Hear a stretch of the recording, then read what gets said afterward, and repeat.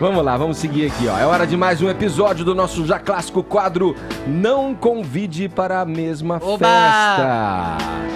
Quem serão os protagonistas dessa vez, hein? Os protagonistas... de uma briga, né? Como é que é? Sônia, oi Sônia. Vem com a gente. Muito sensacionalista, tá? Vem com a gente, Soninha. Os protagonistas de hoje são do mundo jurídico.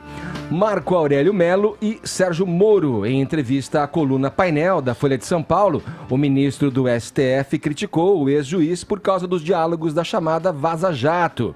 Segundo a colunista Daniela Lima, é crescente o incômodo no meio jurídico com a interação revelada pelas mensagens obtidas pelo The Intercept, supostamente entre Moro e procuradores da Força Tarefa da Lava Jato. Segundo o jornal, Marco Aurélio diz que continua a indagar o que nós estaríamos a dizer se Moro tivesse mantido essa espécie de conversa com a defesa dos réus.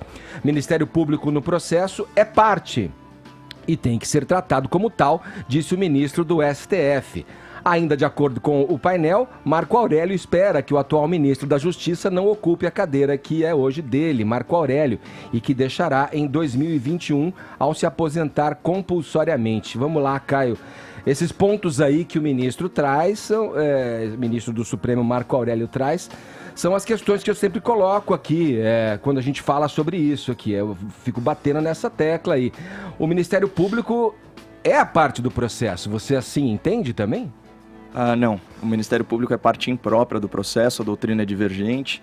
Claramente o ministro Marco Aurélio, graças a Deus, adota postura diversa da minha, do professor Modesto Carvalhosa. Entende-se como quer, então? Não, o Ministério Público ele é parte imprópria porque ele é imparcial. Ele não está lá simplesmente para acusar, ele está lá para acusar ou pedir absolvição. Ele está um pouco para acusar e um pouco para fiscalizar. Não, é muito diferente quando você tem no direito penal, você tem o réu e a vítima. Aí você está falando de partes próprias, no sentido provavelmente que o ministro trouxe. Aliás, não devia ser nem não convide para a mesma festa, né? Devia ser não convide para o mesmo tribunal. Cumpre aqui destacar que esse ministro é um pavão, né? Ele dá mais entrevista do que sentença. E claramente, aqui na frase, ele falou o seguinte, que o Moro não é vocacionado ao Supremo. Aqui a gente tem que dar uma certa licença para o ministro, já está ficando um pouco mais velho, ele provavelmente se confundiu e trocou o pronome por artigo, né? Porque o certo seria assim, ele não é vocacionado a este Supremo, esta composição, que talvez seja aquela de menor reputação de todos os tempos na história republicana brasileira. Esse Supremo ele não respeita o processo legislativo, ele cria leis aí e normas a seu bel prazer, ele abusa, alguns membros abusam da sua autoridade. Temos aquele caso emblemático aí do ministro Ricardo Lewandowski dando ordem de prisão a um cidadão que o criticou, e censura a imprensa, caso muito recente envolvendo aí o presidente do Tribunal Dias Toffoli e seu carrasco da liberdade de expressão, o ministro Alexandre de Moraes, que queria censurar a revista Cruzoé. Em outro momento dessa entrevista, o ministro Marco Aurélio também colocou que, abre aspas, a máscara de Moro caiu.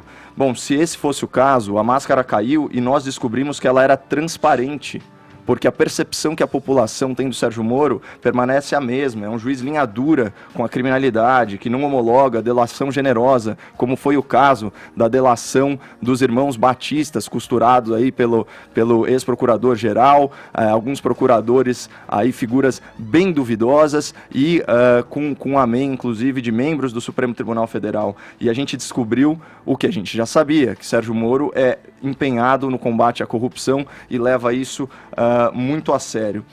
Algumas coisas sobre o ministro Marco Aurélio que a gente tem que registrar. É natural, né, a gente julga as pessoas pela nossa própria régua moral. É natural que ele não queira que o Moro ocupe a sua vaga, porque eles têm biografias, né, e pensamentos muito distintos. Por exemplo, o ministro Marco Aurélio ele foi nomeado pelo presidente Fernando Collor, que era, olha só, seu primo, né? Além disso, em relação à Justiça Federal, ele tem uma relação diferente com a Justiça Federal.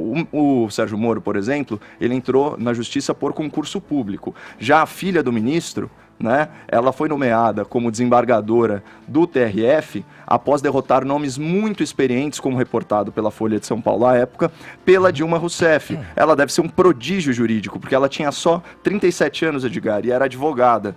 Sequer era magistrada ou juíza ou procuradora de carreira. Falando do ponto de vista ideológico, ou na verdade da corrente, o Marco Aurélio é aquele que é adepto, é um dos próceres da doutrina laxativa, né, que solta tudo e todos. Vamos lembrar da entrevista dele, à Globo News, André Sadi, na qual ele diz que votar contra a legalidade da prisão após julgamento em segunda instância é homenagear a Constituição. Ele também foi autor daquela liminar que poderia ter soltado mais de 100 mil bandidos, né? Então, assim, é natural que ele se sinta aí em antagonismo com o juiz Sérgio Moro, e isso é excepcional para a reputação do ministro. Você acha que tem alguém bom lá? Ministro da Justiça, Você né? acha que tem alguém bom lá, Caio? No STF, que é a Corte Suprema do Brasil, alguém se salva lá? Acho que sim. Quem? Quem você acha que é bom? Bom, assim, para emprestar a minha reputação? Quem você acha que é? Bom, eu correto, tive aula com dois lá, né? Eu tive aula com o Lewandowski, que enfim, era um professor bem mediano, e com o Alexandre de Moraes, esse sim, só que nos decepcionou no episódio de censura à liberdade de imprensa. O Dias Toffoli, aquela trinca, né, Dias Toffoli, Gilmar Mendes e Marco Aurélio também, da doutrina laxativa. Tem a ministra Carmen Lúcia, ela atua com certa propriedade, tá? A ministra Rosa Weber também, mas assim, nenhum grande de Mello, destaque. O decano Celso de Mello. É garantista, Edgar. É garantista. Olha, eu acho curioso, a gente vai sempre tomando contato com esses assuntos, lendo especialistas, analistas, juristas, vendo a própria atuação deles, né? E a crítica do Marco Aurélio, ela faz alusão, de fato, a essa questão que discutimos ontem aqui no programa acerca do juiz, no caso o Moro, deliberar com procuradores acerca da punição frente à delação premiada, né? Que no entendimento, imagino que do Marco Aurélio e de outros juristas também, ela não deveria acontecer, porque o juiz deveria só depois dos procuradores traçarem a delineação, né, dos caminhos ali da delação premiada e da prisão, enfim, do que isso vai trazer de benefício ou não a partir das provas conseguidas a partir dessa delação. O juiz não deveria atuar, ele deveria só se manifestar depois de estipulado, e se ele achar que, olha, esse prazo aí de prisão tá pouco, vão aumentar, e aí sim se manifestar, né? Mas sabe a questão é ele se manifestar antes, né? Eu fico curioso, assim, o Marco Aurélio como garantista, né? Ele teria que ser coerente, então tem que registrar o absurdo que é um ministro do Supremo Tribunal Federal tomar por verdadeiras e endossar mensagens não periciadas, não confirmadas, não submetidas aí em sua integralidade ao público e às autoridades. Isso é a prova inequívoca, não só de que ele é um pavão, mas também que ele atua mais politicamente do que judicialmente, como se espera dele. E não negadas também, né? Há que se destacar, né? O ministro Moro em nenhum momento falou, isso